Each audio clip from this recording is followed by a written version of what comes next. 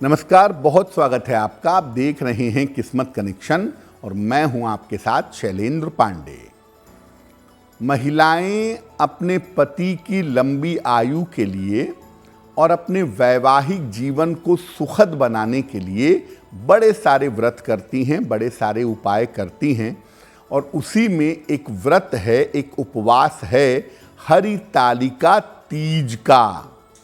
हरितालिका तीज का महत्व क्या है, इस दिन का पूजा विधान क्या है और इस दिन महिलाएं किस तरह के वरदान पा सकती हैं, इस विषय पर बात करेंगे। सबसे पहले जानते हैं कि हरितालिका तीज का महत्व क्या है।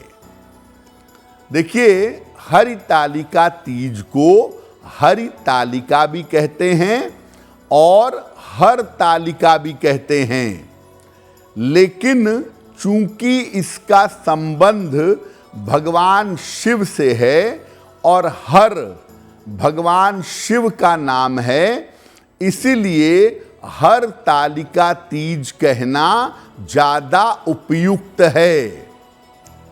हरितालिका तीज के पर्व को भाद्रपद शुक्ल पक्ष की तृतीया तिथि को मनाया जाता है।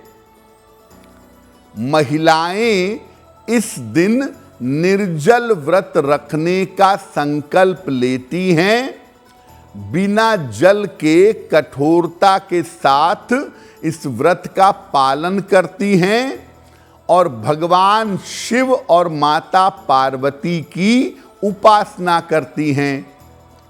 मुख्य रूप से ये पर्व मनचाहे और योग्य पति को प्राप्त करने का है।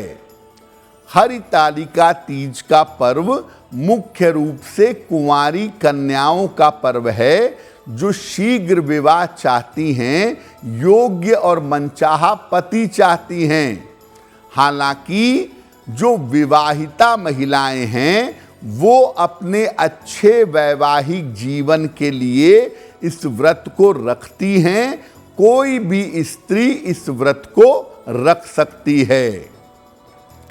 जिस दिन हरितालिका तीज का पर्व मनाया जाता है, उस दिन हस्त गौरी इस व्रत को करने का विधान है, जिसको करने से संपन्नता की, प्रॉस्पेरिटी की प्राप्ति होती है।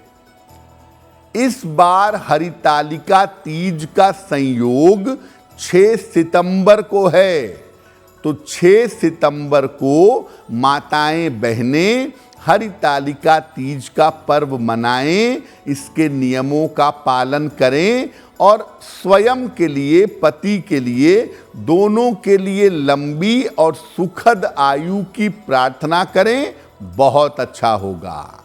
अब ये जानते हैं कि हरितालिका का जो व्रत रखा जाता है उसका विधान क्या है, उसकी विधि क्या है।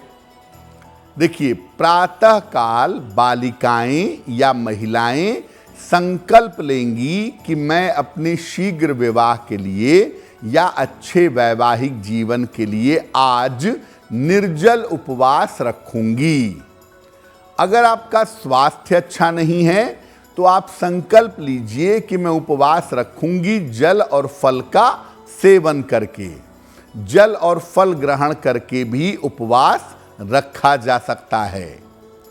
शाम के समय भगवान शिव और माता पार्वती की संयुक्त उपासना करिएगा। शाम के समय का सबसे बेहतर मतलब ये है प्रदोष काल का समय। प्रदोष काल के समय में आप भगवान शिव और माता पार्वती की पूजा करिएगा।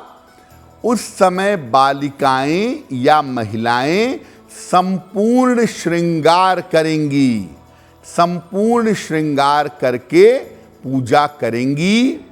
मां पार्वती को सौभाग्य का सारा सामान, बिंदी, सिंदूर, चूड़ी, बिछिए, ये अर्पित करेंगी और उनसे अपनी मनोकामना की पूर्ति के लिए प्रार्थना करेंगी। जो महिलाएं विवाहिता हैं, जिनकी शादी हो चुकी है, वो मां पार्वती को श्रृंगार की सामग्री तो अर्पित करेंगी ही, इसके अलावा अपनी सास को या उसी वय की, उसी उम्र की किसी महिला को सौभाग्य की वस्तुएं देकर उनसे आशीर्वाद लेंगी। भगवान शिव और मां पार्वती की जब आप संयुक्त पूजा कर लेती हैं प्रदोष काल में, उसके बाद आप इस व्रत का पारायण, इस व्रत का समापन कर सकती हैं। हरितालिका तीज वाले समय, रात के समय 11 बजे से 1 बजे के बीच का समय सर्वोत्तम समय है साधना और प्रार्थना करने का। अगर आप बालिका हैं और शीघ्र विवाह चाहती हैं तो मध्य रात्रि में प्रार्थना करिएगा, पूजा करिएगा।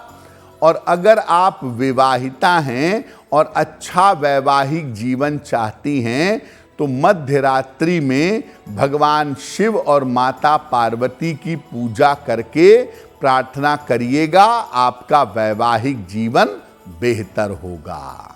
देखिए, हरितालिका की जो पूजा होती है वो बड़ी महत्वपूर्ण है और उसमें समय का बड़ा महत्व है। तो हरितालिका पूजन का सही समय क्या होगा ये भी जान लीजिए। वैसे तो भाद्रपद शुक्ल तृतीया को, यानी हरितालिका तीज वाले दिन, कभी भी हरितालिका का पूजन किया जा सकता है। लेकिन अगर आप प्रातः काल पूजा करें या प्रदोष काल में सूर्यास्त के 24 मिनट पहले और 24 मिनट बाद, तो या तो प्रातः काल और प्रदोष काल में अगर भगवान शिव और मां पार्वती की पूजा करें तो ये पूजा विशेष कल्याणकारी होगी।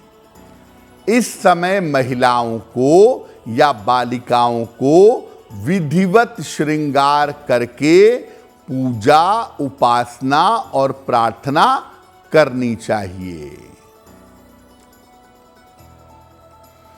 अब आपको बताते हैं कि महिलाएं और बालिकाएं भगवान शिव और मां पार्वती को क्या अर्पित करें कि उनकी मनोकामना पूरी हो, महिलाओं का वैवाहिक जीवन बेहतर हो और बालिकाओं का विवाह जल्दी हो।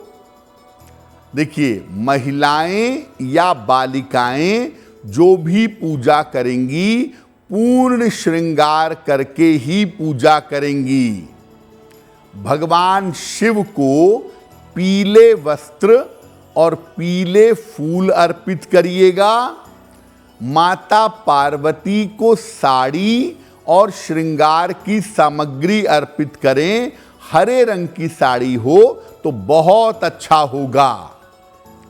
महिलाएं माता पार्वती को, जो विवाहिता महिलाएं हैं, विशेष करके बिछिया जरूर अर्पित करें और बाद में उसको ले करके प्रयोग में ले आएं। और जब आप शिव जी की पीली चीज़ों से, माता पार्वती की श्रृंगार सामग्री से पूजा कर लेती हैं, तब आप माता पार्वती और भगवान शिव से मनोकामना पूर्ण करने की प्रार्थना करिएगा। आपकी कामना निश्चित रूप से पूरी होगी। एस्ट्रो तक ऐप पर आपको मिलेगा भविष्य से जुड़े हर सवाल का जवाब। डाउनलोड कीजिए एस्ट्रो तक ऐप और चुटकी में जुड़िए इंडिया के बेस्ट एस्ट्रोलॉजर से।